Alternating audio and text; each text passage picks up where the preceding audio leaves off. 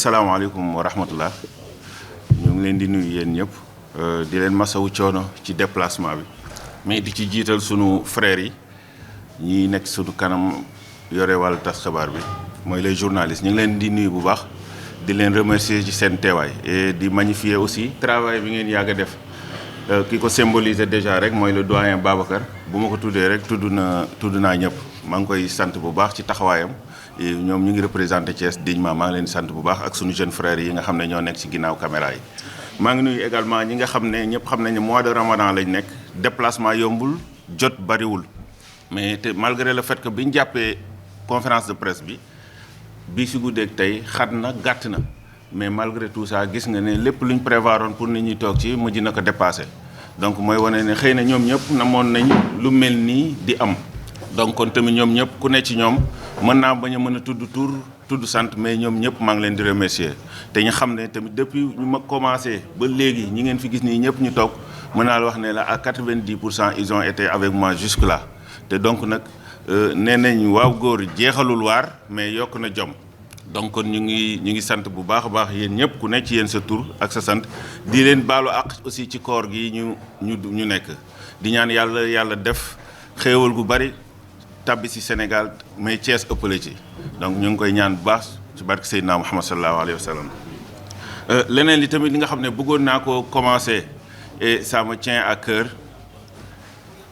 mooy dafa am benn appel bu ma bëgg a njëkk a def à l'endroit de toutes les autorités surtout judiciaires mais aussi étatiques en faveur d'un grand frère koo xamante ni yéen ñëpp xam ngeen ko mu nekk di yëngatu ci politique dëkk Thiès ba mujj gi mu nekk ci wàllu médiation internationale yàlla def nag moment yi may wax ak ñoom nekkul ci njabootam mu ngi ci loxoy buur te mu nekk nit koo xamante ne ku ne ci ñun tey boo wéetee sa borom rek nga seedeel ko lu rafet rek nga ko xamal mu nekk nit ku baax je veux nommer sunu doyen le grand frère Maodo Malick Mbaye boo xamante ne bokkuñu parti coalition moo ñu mës a boole mais malgré tout ça ma découvrir ci moom ay qualités humaines yoo xamante ne ku ko xam ci nit waroo nangu mu nekk ci situation yi mel nii nga am occasion bu mel nii mën a wax ñu dégg la nga daal di koy occulter ñoo ngi ñaan état du Sénégal ñi nga xam ne ñoo yore sunu lépp ñu ngi ñaan autorité judiciaire yi nga xam ne ñoo yore dossier am ñu defal ci yolomal bu baax a baax ndaxte nit la koo xamante ne bu fekkoon ne jàpp nañ ne ñun bu fekkoon ne am na lu muy reproché boppam duñ ko wax ne ko justice da la soxla mu daggal boppam billet justice jëliwuñ ko kenn arrêté ko mu demal boppam ba ci justice wax ak ñoom loolu jafe na donc kon ñu ngi ñaan ñu ngi def un appel ci nga xam ne ñoo nekk ci justice bi ñu def yolomal ci sunu frère Maodo Malick Mbaye nga xam ne njabootam soxla nañ ko Thiès soxla na ko même au niveau international conflit fi am yëpp soxla nañ ko donc kon ñu loolu laa bëggoon na njëkk a démarrer. leneen li ci topp nag li waral tey ñu sollicité woon jataay bi toog échanger ak yéen moo di ne dañoo nekk ci cadre politique en tant que acteur politique dëkk ci Thiès nekk ci figure politique mais aussi xam ne am na ay jongante yuñ jublu ñu nekk ci relance sunu activité politique ñu ne bala ñu ko commencé bay sori il faut que ñu waxtaan ak nit ñi waxtaan ak presse bi wax leen sunu xalaat ci réew mi ak ci Thiès nu muy doxee yéen ñëpp xam ngeen ne jataay yi li ma koy def bariwul Babacar mii dina ma ci soññ lu bari waaye dama jàpp ne léegi il est temps lii xew ci dëkk bi surtout partie concernant Thiès mais au niveau national ñu ciy àddu kon boog ngeen jàpp ne jataay yu mel nii dootul raar dina nekk loo xamante ni dinañ ko jéem a saxal di wax sunu xalaat ci li nga xam ne moom la réew mi di doxee ndaxte acteur politique tamit li ci njëkk mooy les idées avant ngay jot appareil pour mën a doxal donc nag loolu mooy wane ne dañoo nekk ci cadre démarrage sunu activité politique ñu ne nañ ko commencé lii en perspective des élections locales waaye ñetti points yi rek laa fas yéene waxtaan ak yéen ci gàttal ko mooy li ci njëkk mooy ñëpp xam nañ ne feetu indépendance nationale bi président de la république da ko décidé ne Thiès lañ koy defee muy 4 avril bii di ñëw bu weesoo loolu bu ñu waxtaanee loolu ci ak péripéties yi ci am yëpp bu ñu paree bëgg nañoo waxtaanee réew mi de manière générale mooy le Sénégal de manière générale mooy waxtaan situation étudiants yi mujj situation enseignants yi ak ñeneen ñoo xamante ne ñu ngi ci situation yu xaw a mel noonu. beneen bi nag mooy wax rek lépp loo xamante ne dafa jëm ci Sénégal ci côté économie bi wax ci suñu xalaat xool nan lañ koy joyantee ak li ci nekk comme jafe-jafe ak lan mooy cause yi. li ci njëkk mooy feetu indépendance bi nga xam ne le président Diomaye Diakhar Faye dafa décidé ne dañ koy def fii ci à Thiès li ci njëkk mooy fësal ci suñu contentement. Thiès li ñu wax ne xalam demoon na bay neex far buum bi daggoon autant en 2004 waaye yàlla di def ci kàttanam ci sañ-sañam ba tey dugal ci xelu président Diomaye Faye pour mu defaat ko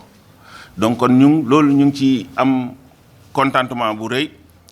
ndaxte c'est pas donné à tout le monde jafe na fête de l'indépendance ñu koy génne di ko def feneen fu dul Dakar donc kon loolu contentement bu rëy lañ ci am di ko ci féliciter ndaxte tamit nit amoo lu dul sa dëkk te ñun Thiès rek lañ am loolu am nañ ci mbégte bu baax waaye tamit li jara souligner ci loolu mooy buñ toogee à 3 mois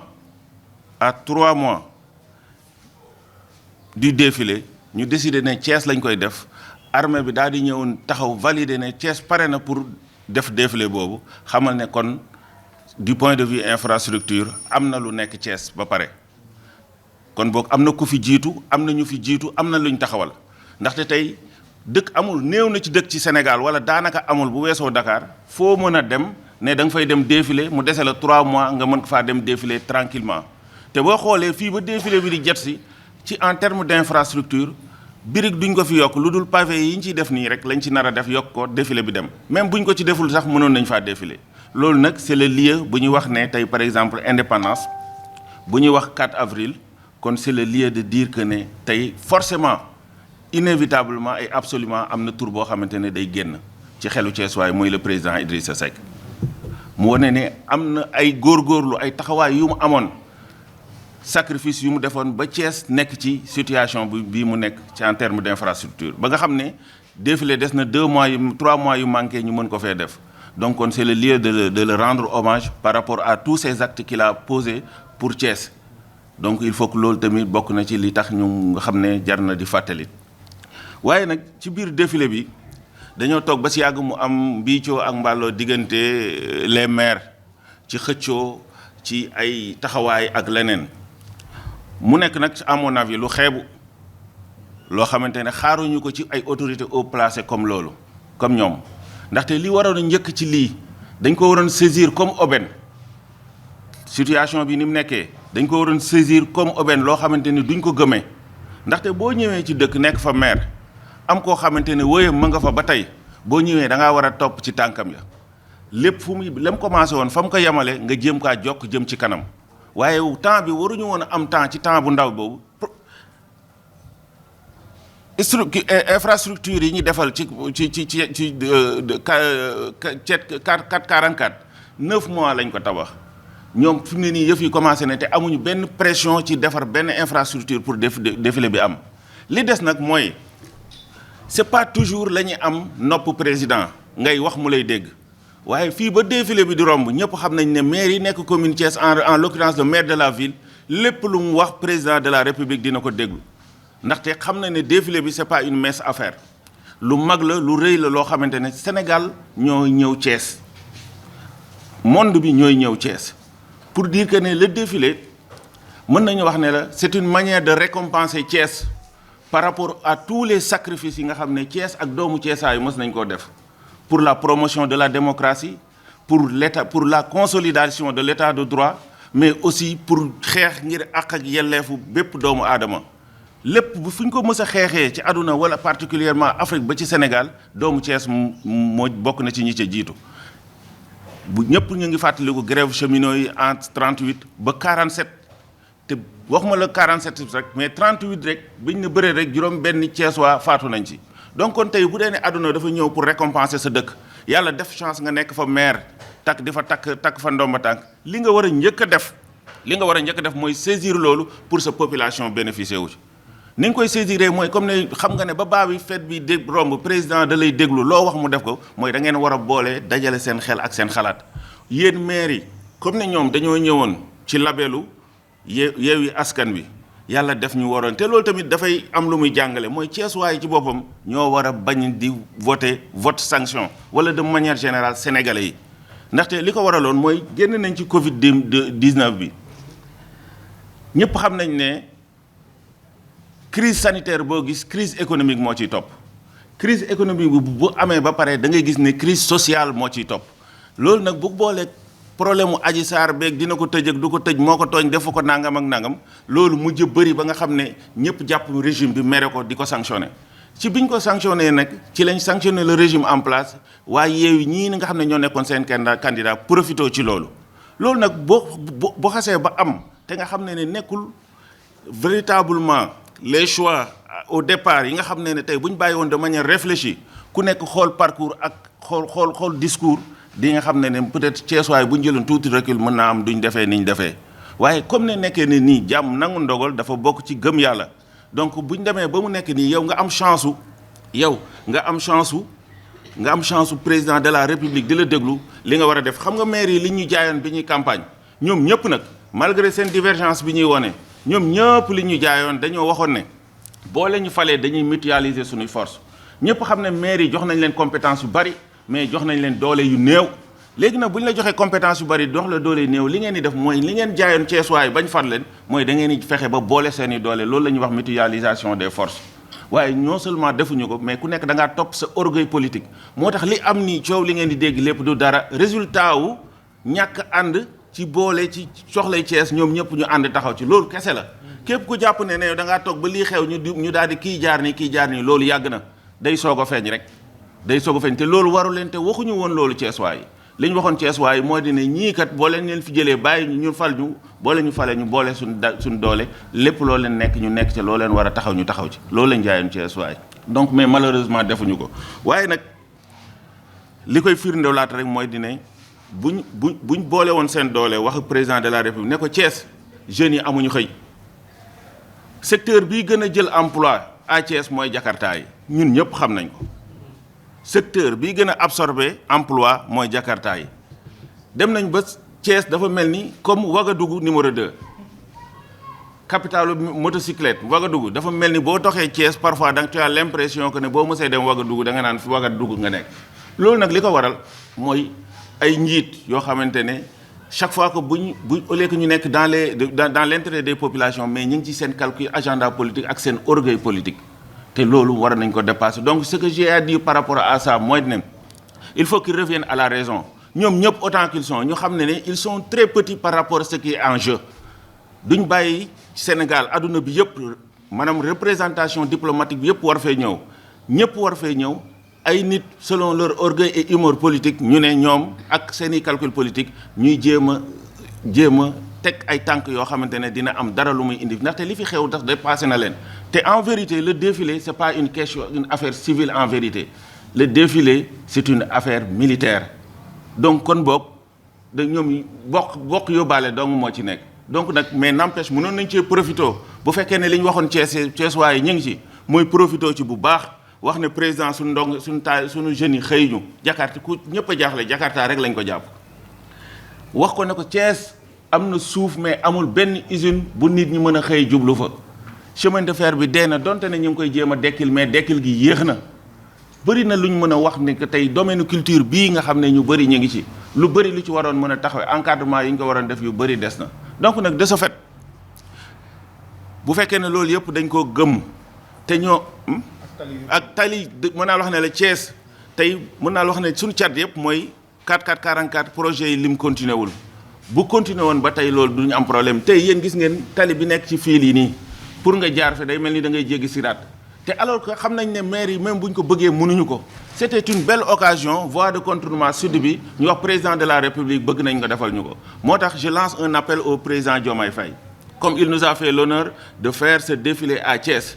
que mu xam ko ne Thiès xaaruñu festivité kese ba yëf yi jeex ñëpp fëggatu dem ñun président Idrissa Seck daf ñoo yàq moo ñu mosal faire indépendance plus infrastructure moo ñu mosal indépendance plus équipement looloo tax ne tey képp ku fi ñëw bëgg a défiler rek dem dinañ la défiler dinañ tàccu parce que c'est la république qui se déplace waaye ñun tàmmuñu loolu te xaaruñu loolu ci moom donc ñu ngi koy ñaan président de la république wax ko ne ko bu fi ñëw na prévoir une enveloppe bu 10 pour Thiès mu permettre lu bari ci lu yàqu woon fii ñu defar ko mu bari ñu permettre jeunes yi ñenn ñi mën cee am liggéey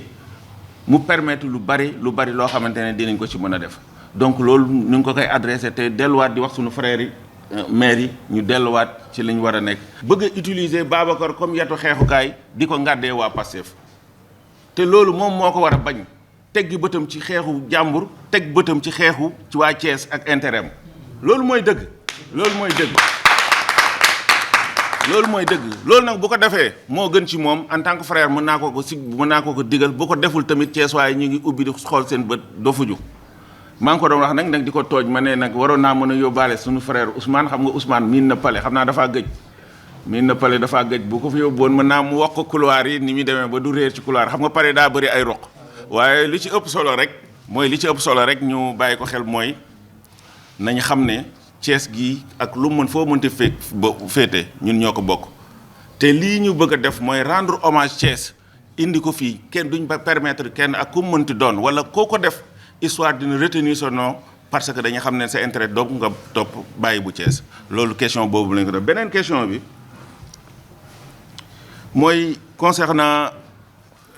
de manière générale situation ay yoo xamante ne tey seen situation dafa délicate te lu leen laal rek laal waa Sénégal yëpp mooy les étudiants les enseignants léeg-léeg damay toog ma si yàgg ma ne régime bii de xanaa dafa am problème ak yi terminé par an mooy étudiant enseignant artisan ambulant man li ma ci jaaxal ñooñu ñoo leen gën a porté ñoo leen xeexal enseignants yi ñoo nekkoon seen ambassadeur ci classe yi ci école yi ci kër yi étudiants yi ñoo daan dem même bu ñu xoolee ne seen papa mii wala seen yaay mii faroon narolu voté Sonko ñoom ñooy sàcc seen carte bu ñu ko convaincre mu bañ dañuy sàcc carte électeur am ba élection yi passé maanaam sacrifice boo xalaat rek étudiants yi def nañ ko pour que ñoom ñun agsi fii ñuy agsi li ciy témoin président Sonko li taxoon coow li bari bu ñu ne ko jaaral nii mu ne du jaar nii c'est parce que ne ci étudiants yi lay jaar ñëpp xam nañ ne dafa xam ne dafa bëgg a compter ci ñoom pour que lenn luñ ko bëgg a def lu nekk mu wane ne am na ay nit koo xamante ne nag boo amaan fit ci fitam nga ko tibbee boo amee doole ci dooleem nga ko tibbee da nga daan toog naan ko dénk naa leen sama bopp boo demee ba mu soxla la jàpp naa ne boo amul loo ko jox sax nga wax ko wax ju rafet ndax olof nee na wax ju rafet sarax la te la situation des étudiants képp kuy nit am yëg-yëg bi nga gisee le jeune l'étudiant Ablaye Ba photom kese ak koo mun doon ñu ne la kii daa gaañu xamagoo lu ko rey sax déjà sa xol dina triste te ku xam nit ku ñu mel noonu ku xam Grand Yoff man ma juddoo ci quartier bu mag bu mel ni Daaru Salaam nga xam kooku ban sacrifice la war a def moom personnellement à 20 ans ngay def 2e année médecine ban sacrifice la parents yi war a def ba mu à 20 ans mu mën a nekk 2e année médecine nga xam ne kooku c'était l'espoir de toute une famille kooku c'est un Sénégalais waruñu koo rey mu dugg ci perte profit moo tax loolu tey Sénégalais yi dafa dem ba benn moment dese c'est une question événementielle te alors que lii nii tey ak ku ko mënti def boo nekkee ci nguur ba baa ngay wàcc tey xamal ni koo mën doon man bokk li ma mën lu ma mën a yàlla may ci sama pouvoir ma mën koo taxawee mën koo wax muy tey muy suba même bu yemee ci dénoncer kese dinaa la bàyyi xel c'est responsable bu ci am dinaa ko dénoncer ndaxte dafa yomb ku nekk na ko xool ci ñun sa doom bi nga jël yaakaar ko mu dem ba nekk université ngay taxamte ko naan léegi mu génn surtout nekk médecine ñu xëy ne la dee na parce que police moo dugg foofu def ci moom pression ñii ne dañ koo rey ñii ne dafa daan ak lu ci mën a am wuti ci xam-xam dee wuti wu ci dara donc kon loolu lu ñaaw la te képp koo xamante ne sa responsabilité mu ngi ci ñu ngi wax justice bu mu ci xool dara nañ ko topp ba mu leer donc kon malgré tout ça kon pour revenir sur la question des étudiants li leen dal yëg nañ ko xam nañ ko ñun ñëpp jaar nañ fa ñëpp xam nañ ne appel bourse boo jotee sa rappel ni mu lay amalee njëriñ te ñoom ñi nga xam ne ñoo nekk au pouvoir ñoo def l'aveu ku ne ci ñoom kii ne président de la république dane la man ba ma jotee sama rappel damaa dem xëccal ndox sama waa kër ñëpp xam nañ ne ndox ni mu amee solo ci dund ku ne mën mii di la wax nii jour ba ma jotee xaalis ba boobu daanaka boobu laa mës a am xaalis bu toll noonu damaa jaar marché hebdomadaire bu ma jotee sama rappel octobre damaa jaar marché hebdomadaire Pikine jënd fa sama doomu frère yëpp ma jëndal leen yére jour boobu dafa mel ni buñ ne ma woon yaay président sax du ma ne déedéet ndax mbégte ak yi nga yëg ne pour une première fois dans ta vie am nga njëriñ ci sa famille maanaam nga yëg ko daal sentir ko donc kon tey bu dee nag étudiant yow nga mës a dund loolu bëgg ko xañ ba pare teg ko ci wax ju naqari loolu maanaam lu ñaaw la te lu jar a seet la donc kon ñu ngi compatir par rapport à l'affaire des étudiants te alors que wax ji bëriwul ci ñoom nañ leen fay seen bourse yi nañ leen fay seen rappel yi bu ñuy def réforme ñoom bañuñu déjà dégg naa discours responsable la ñuy tenir mooy ne ñoom bañuñu waxtaan bañuñu réforme kooku neex naa jubal donc kon ñi ngi wax ne nguur gi étudiants yi weetuñu ndax ci ay kër lañ jógee lépp li ñu leen di def di leen ko teg ñun ñëpp ñu ngi koy seetaan ñu ngi koy gis te ñu ngi leen di soutenir ñu ngi leen ñaan mais saa yu ñu leen woowee waxtaan ak ñoom tamit nañ dem mais tamit aussi étudiants yi nañuy xeex seen xeex bàyyi xeex jàmbur loolu dafa am solo nit da ngay tànn say xeexu jàmbur sa yoon neewu ci bu politiciens yi di xeex étudiants yi nañ continuer di jàngi te loolu rek moo indi jafe-jafe yi yëpp donc par rapport aux enseignants c'est la première fois tey ma am occasion wax mais li ma jaaxal mooy xam naa ne même enseignants yi sax bu ñu géntoon boo ne leen ne Ousmane Sonko ak Diomaye Faye dinañ nekk ci nguur gi yor ko di dagg seeni salaire di leen ponctionner di kooko ci waxoon bu ci génn sax du ko gëm waaye tey c'est une réalité alors que ñoom li ñuy tax ñuy grève amul dara loo xamante ne lu illégal la te alors que état moo leen ko dig ba date yi ñëw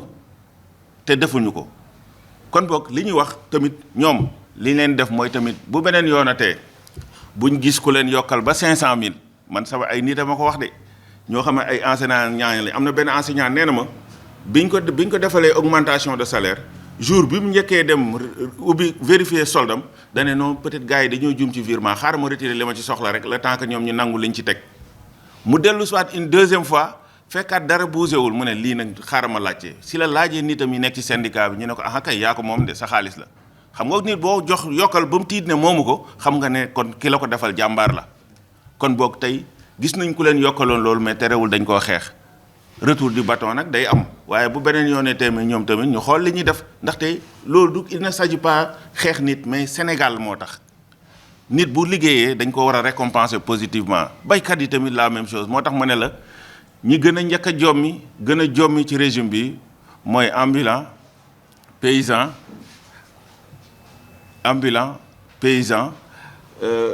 enseignant et voilà ak étudiant donc kon mu ngi noonu donc ci côté boobu loolu laa am doon wax ñoom ne leen nag pour ñu mën a gagner seen lutte bi il faut que ñu bañ a tas ndaxte léeg-léeg man damay dégg loo xamante ne dama naan gàcce la yow loo xamante ne say morom ñoo koy xeex buñ gañee yaag ñoom yéen a koy bokk luñ leen avantage bu ñu leen jokkal la ko yow ngay désolidariser wu di génn te pour que xeex bi jeex ñoom ñu mën a dellu si jàngi si nu mu gën a gaawee mooy il faut que ñoom ñëpp ñu àndandoo di nekk ci benn xeex mu de jeex benn yoon te wax leen na leen lu xeex bi ji métti muy aussi état yooyu suñu doom yi dañoo war a jàngi maa ngi laajte rek ñu ne ma ren defuñu composition dañuy xool seen ñaari devoir yi njëkk a def ñu def trouver la moyenne loolu moom la ñuy considérer def ko ci bulletin mais loolu c'est inadmissible boo amee benn élève boo xamante ne tey nekkagul woon en forme wala dafa xawoon tawat wala nanga mu doon compter ci composition bi ñu ne ko composition doo am mën naa redoubler wala mu échouer te fekk ne baax ni laarul donc kon tamit état ci boppam moo war a wax li muy def di def li muy wax c'est ça la vérité état bi dañ leen di wax ak leen ba pare génn nag di leen jéebaane loolu nag moo tegul ci loolu il faut que ñu respecter ñi nga xam ne ñooy avenir le président Idrissa Seck disait que l'ingrédient essentiel d'un développement c'est un enseignant bien traité le président Idrissa Seck moo ko doon wax te li mu wax mooy dëgg si un enseignant est bien traité il forme de grands intellectuels et les grands intellectuels font de grands développements te ñun dañ koo soxla donc kon tey bu ñu tolloon ci logique bi ak philosophie bi tey enseignants yi problème yi ñu nekk duñ ko nekk donc pour revenir sur la troisième question mooy concernant l'actualité de manière générale surtout côté économique dañoo am réew moo xamante ne ñu am premier ministre boo xam ne dafa xëy mu ne ñi fi nekkoon dañoo yoreel réew mi état du Sénégal bor bu bari ba pare nëbbu ko ñun ñi nga xam ne gëmuñu ko ñu ne ko ñi ngi xaar nga indi rapport bu ko wone boo xamante ne firndeel na ñu dem indi ñoom solliciter benn cabinet ne ko vérifier ñu lii mu vérifier ko ba pare ba tey nii ma lay wax nii rapport bi kenn jotu ko te alors que xaalisu waa Sénégal lañ jël fay leen ko donc bu dee neen luubal nañ suñu xaalis nañu kon man de bés bu ma wonee rapport yi dinaa ko gëm mais tant que wonaguñ ma ko gëmaguma kon damaa jàpp ne moom dafa tolloon ci situation boo xamante ne bëggoon naa gagner élection législative mu gëm mu ne leen kat boo leen gisee ne yëf yi doxagul c'est parce que daa am ñu fi jaar lépp xaalis réew mi luubal ko te loolu tey amagul preuve bu taxawal bu firndeel loolu. loolu nag tax na ni ngeen ko xamee bailleurs de fonds yëpp maanaam ñi nga xam ne les institutions de Bretton Woods muy nit ñi nga xam ne ñoo la tàmm di la lebal à des taux concessionnels taux concession mooy taux yoo xamante ne bu ñu la ko lebalee du mat dara te non seulement du mat dara liñ ciy teg comme bénéfice mais day yàgg si boo koy fay maturité bi day yàgg pour nga fay ko kon boog doo sonn mën nga koy fay ba sa mandat jeex yeneen génération ñu koy fay. loolu nag bu ñu demee ba nga attaqué leen nga wax leen ne leen nag yow mii ñii dañoo yoral ñii dañ leen yoral bon yéen ay complices yi ñoom ñu téye seen i loxo fi mu ne nii si réew mi ku ko wax ak ku ko waxul ku nekk domaine ba nga nekkoon nam demee woon ak ni mu demee nii bokkul mën ngaa far nag ñëkk loolu dañ koy nangu far daa métti ku nekk fa nga far da ngay bëgg mu dox mën ngaa far ñëkk waaye leer na leen nam daan doxeewul noonu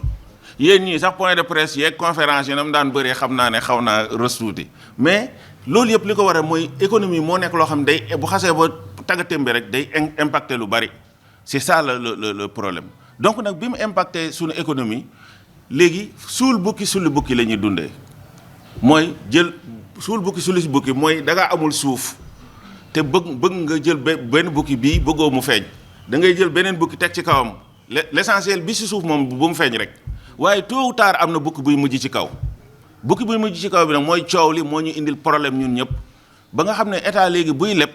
ñun Mali moo ñuy lebal léegi ay Côte d'Ivoire ñi nga xam ne ay Mali mi nekk ci guerre ñun bu ñu soxlaa lu ñu fayee suñu salaire yi Mali moo ñuy lebal ay Côte d'Ivoire ay Guinée Conakry ak yooyu même économiquement léegi dañ lay wax ne la waa Guinée Pël Fuuta yi nga gis ñii di leen nit ñi di leen siis mooy les nationalistes ak ñooñu xam leen ne Pël Fuuta yooyu bu dee seen réew continué na ci lancé bii ñu nekk nii seen réew dina développé nañu fi mu ne nii ñoom ñu ngi ñuy romb économiquement te Guinée seenuñu woon dinañ dem ba benn moment boo xamante ne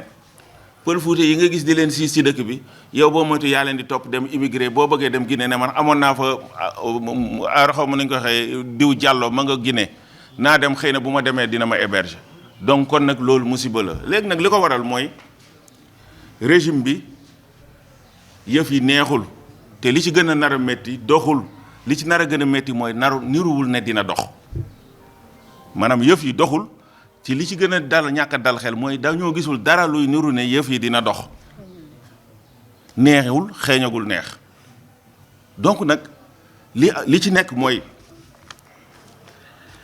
ñoom ñu ngi mbëkkee nu ne nag pour am ay solution amaguñ ko te ñun njortuñu ne dina gaaw a am ak ci seen loxo parce que dañoo dem ba malgré tout ça ñu ngi ci ay jafe-jafe financière mais dañoo dem ba mujj gi ñoom problème état Sénégal nekkatul seen problème ñoom li nekk seen problème dëgg mooy 2029 seen agenda politique mooy nan la ñuy def ba falu kan mooy dem élection kan mooy éligible ak kan moo ko nekkul kon léegi projet bi nekkatul projet pour Sénégal mais projet la pour seen agenda politique loolu waral tey jii nii tey ba démb rek le premier ministre Ousmane Sonko gis nga ko mu génn man jàppoon naa ne état du Sénégal waxi Sénégal rek lay wax ndax crise bi ñu nekk au niveau international géopolitique xam nga dafa am crise bu am diggante États-Unis Iran ak Israël mu nekk problème bu mag a mag te ñëpp xam nañ ne zone bi mu am mooy Moyen-Orient bi ñooy ëpp lu ñuy produire pétrole te mu am détroit benn détroit bu nekk boobu diggante Iran ak Oman yoon la bu ndaw ci géej gi boo xamante ne ndox mi xóotul def na mais li fay jaar ci bateau pour servir ci pétrole ak gaz au niveau international dafa bëri pratiquement 20% ci li adduna bi di consommer ci pétrole ak gaz ci détroit d'Ormuz boobu lay jaar léegi nag ñooñu bu ñu tëjee foofu forcément adduna bi foo mënti nekk da nga koy yëg li si njëkk dina tax prix pétrole bi yokk mooy ñun ñuy producteur de pétrole baril pétrole mën naa yokk ñu bénéficier wu ci waaye nag dafa am paradoxe ci loolu bu baril pétrole bi yokkee terewul day am ñu jaay am lu plus de bénéfice bi ñu amoon waaye leneen lu ñuy jënd ak fu ñu ko mënti jëndee dañ koy jëndee lu gën a cher fañ ko doon jëndee parce que pétrole bi bu yokkee transport dafay yokk carburant yi ngay gis ni moteur lépp luy dox ça tourne autour de ça gaz bi dafay yokk léegi nag bu loolu yokkee nag day dem ba mujj gi état bu amee xaalis ci budget am gën a yokk waaye terewul population bi lépp lu ñuy jënd day gën a cher ndaxte lépp dafa feeñ même mbay mi sax pour exploitation agricole dafay gën a cher donc kon jafe-jafe yi dafa nar a gën a yokk li état mën rek mooy anticiper mooy fexe ba nga xam ne socialement ñu subventionné yenn affaire mooy électricité bi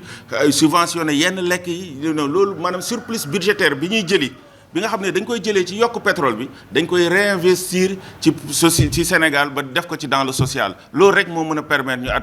atténuer loolu. waa léegi bu dee ne da ngaa jiite réew nga nekk ci situation bu mel noonu yow ngay lijjanti kan mooy nekk candidat ak kan moo ko nekkul waa ji invité wul ndogu nga xam ne kon réew mi ñoru la. réew mi ñoru la jour bi li koy gën a dëggal mooy président de la république ba muy invité waa partem di leen jox ñuy lekk ñuy noos ñoo xamante ne manqué wuñ ko étudiants yi manqué nañ lu ñu lekk te kenn fekku leen fa. sénégalais góorgóorlu bi mu ngi ndogu te mu ngi woor te bu ngoon jotee wóoru ko nekk ndax dina ndogu léegi ngay régal ñoo xamante ne suur nañ ba pare bàyyi ñoo xamante ne wóor nañ da nga xiif te jéemoo dara pour améliorer si seen condition de vie. donc kon li ma waxoon rek fa laay dellu doxul neexul te niruwul neex niruwul lu nar a dox donc maa leen di remercier bu baax a baax. Je tiens d'abord à exprimer ma profonde gratitude envers le chef de l'État et ses conseillers pour le choix judicieux de faire de Thiès le cœur battant de la célébration de notre indépendance le 4 avril prochain. Ce choix honore la capitale du rail, notre fierté, et replace notre ville au centre de la trajectoire nationale. Cependant, si Thiès est aujourd'hui capable d'accueillir un événement aussi grandiose en seulement 3 mois de préparation, c'est grâce à un socle solide. Je veux ici rendre un hommage appuyé à un digne fils de Thiès, le président Idrissa Seck. Dès 2004, avec une vision audacieuse et l'appui de l'État, il avait su capter des projets structurants pour notre ville.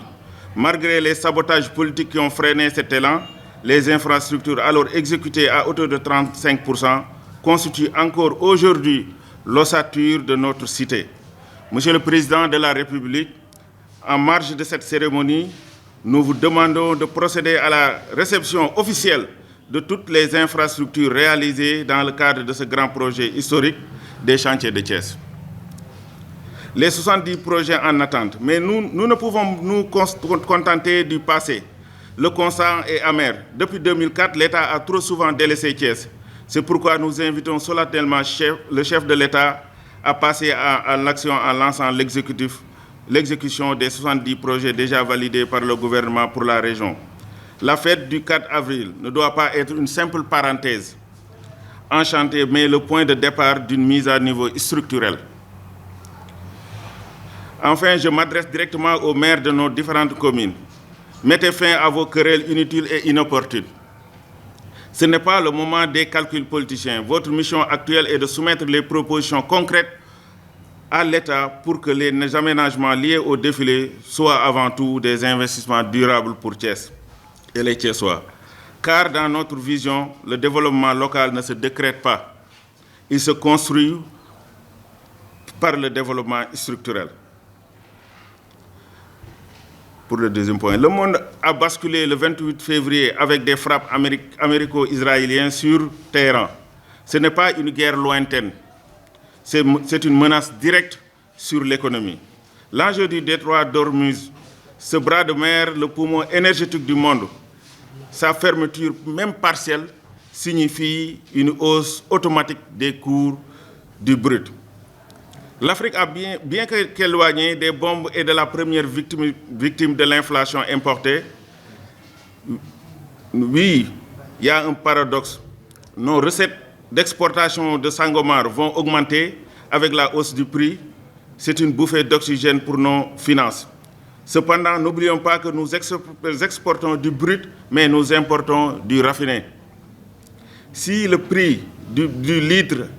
à la pompe explose, cela pèsera sur le transport, l'électricité et in fine sur le panier de la ménagère. Le gaz à la base et à la base des engrais, une crise prolongée menace directement notre souveraineté alimentaire.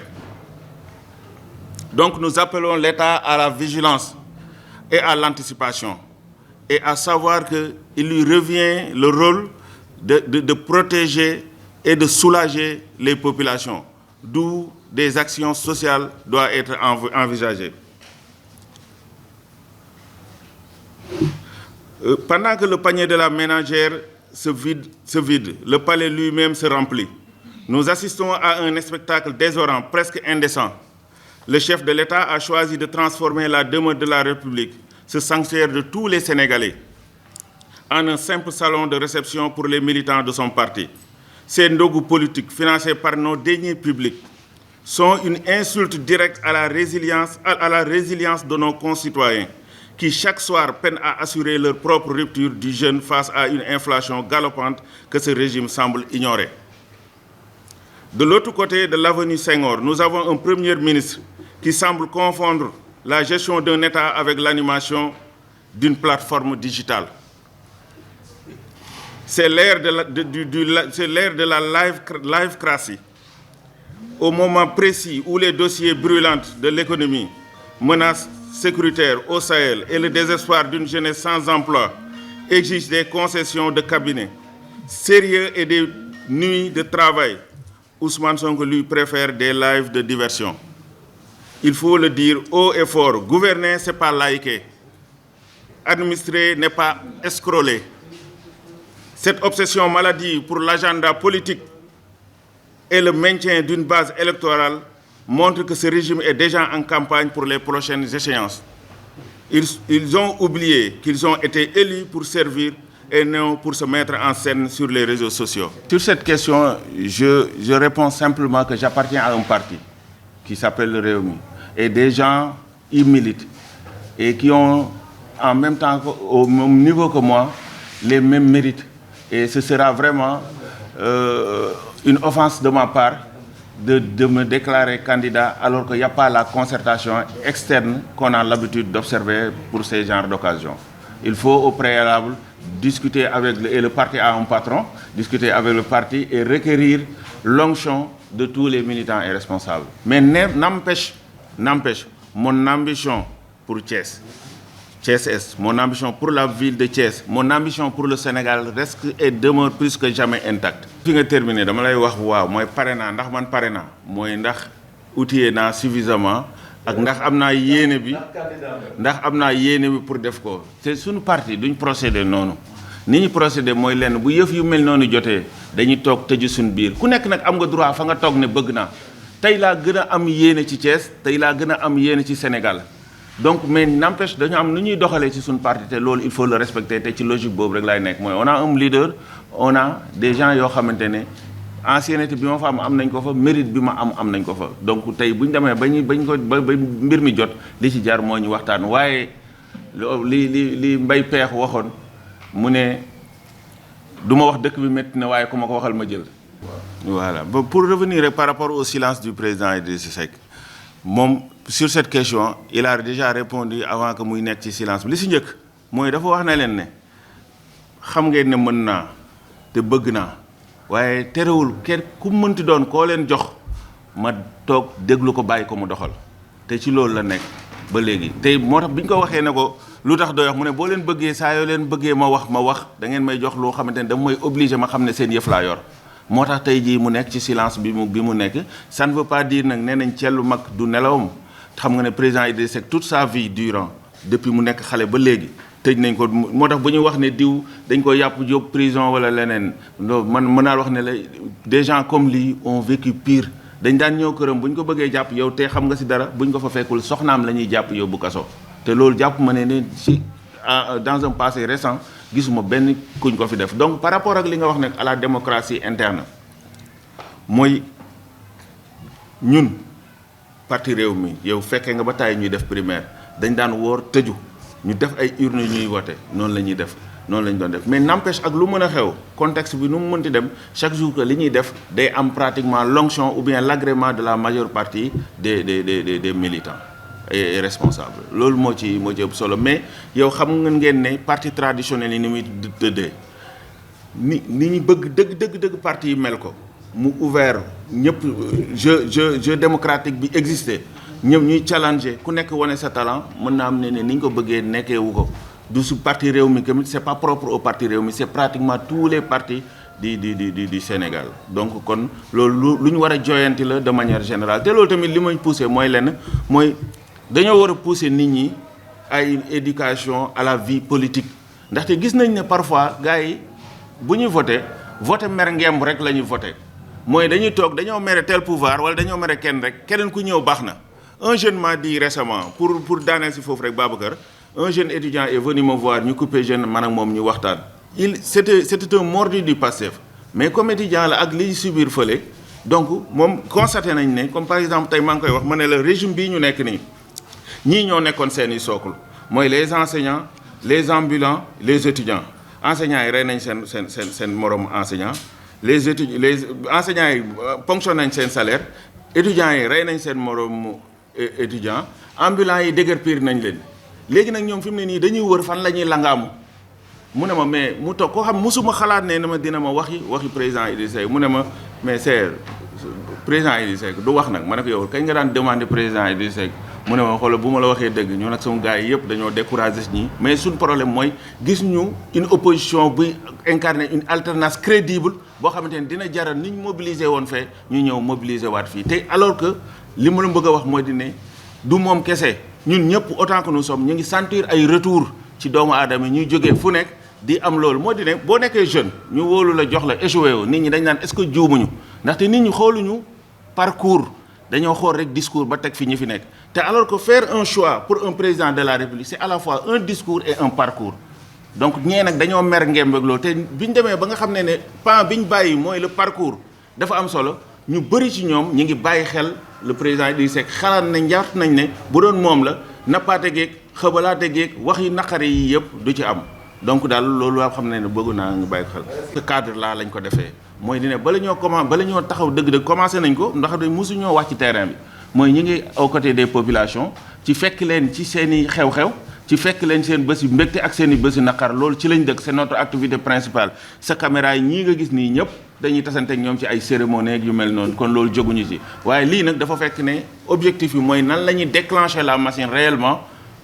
pour objectif élection locale de 2027 incha allah merci bien